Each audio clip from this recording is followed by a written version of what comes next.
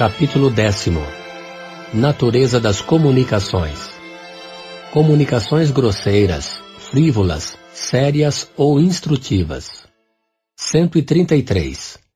Dissemos que todo efeito que revela em sua causa um ato de livre vontade, por insignificante que seja esse ato, acusa por isso mesmo uma causa inteligente.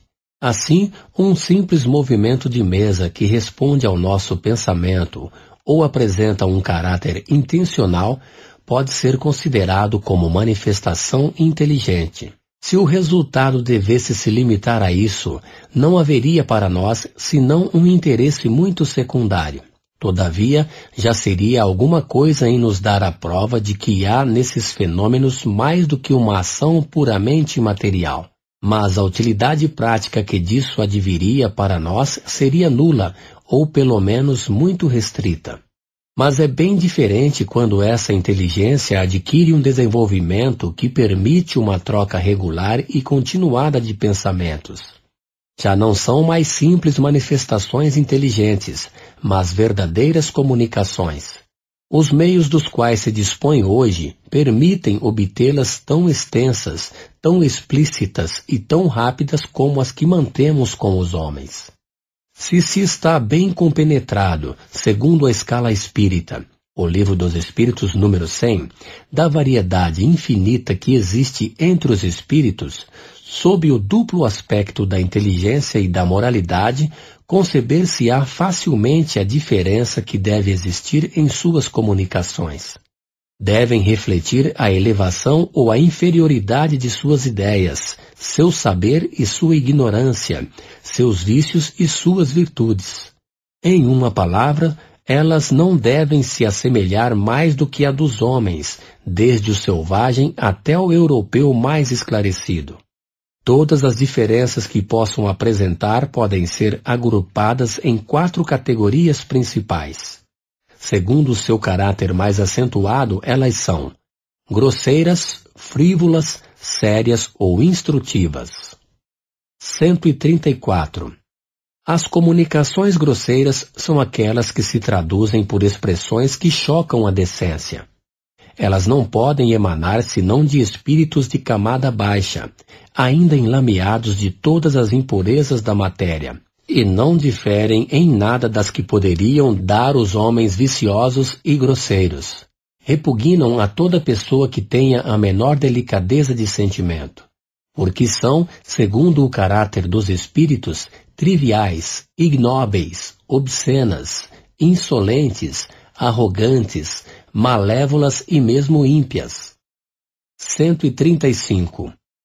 As comunicações frívolas emanam de espíritos levianos, zombeteiros e travessos, mais maliciosos do que maus, e que não dão nenhuma importância ao que dizem. Como não tem nada de inconveniente, agradam a certas pessoas que com elas se divertem e encontram prazer nessas entrevistas fúteis, onde se fala muito para não se dizer nada. Esses espíritos, algumas vezes, rivalizam em tiradas espirituosas e mordazes, e, em meio a gracejos banais, dizem duras verdades que ferem quase sempre com justiça. Esses espíritos levianos pululam ao nosso redor e aproveitam todas as ocasiões para se misturarem nas comunicações. A verdade é o menor dos seus cuidados, e é por isso que tem um maligno prazer em mistificar os que têm a fraqueza ou algumas vezes a presunção de neles crer sob palavra. As pessoas que se comprazem nesses tipos de comunicações dão, naturalmente, acesso aos espíritos levianos e enganadores. Os espíritos sérios delas se afastam como, entre nós, os homens sérios se afastam das sociedades de estouvados. 136. As comunicações sérias são graves quanto ao objeto e à maneira pela qual se realizam.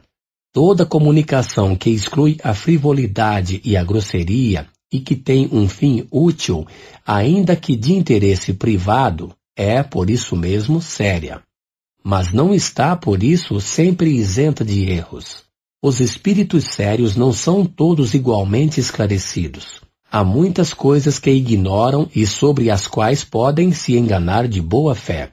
É por isso que os espíritos verdadeiramente superiores nos recomendam, sem cessar, submeter todas as comunicações ao controle da razão e da mais severa lógica.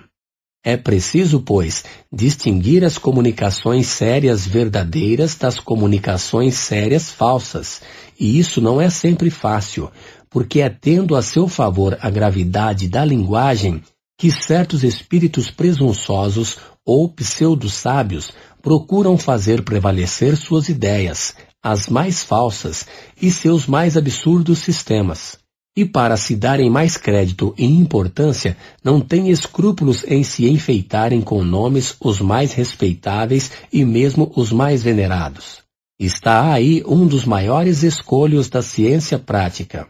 A ele voltaremos mais tarde, com todo o desenvolvimento que necessita um assunto tão importante, ao mesmo tempo que faremos conhecer os meios de se premunir contra o perigo das falsas comunicações. 137. As comunicações instrutivas são as comunicações sérias, que têm por objeto principal um ensinamento qualquer, dado pelos espíritos sobre as ciências, a moral, a filosofia, etc. Elas são mais ou menos profundas segundo o grau de elevação e de desmaterialização do espírito. Para retirar dessas comunicações um fruto real, é preciso que sejam regulares e continuadas com perseverança. Os espíritos sérios se ligam àqueles que querem se instruir e os secundam, enquanto que deixam aos espíritos levianos o encargo de divertirem aqueles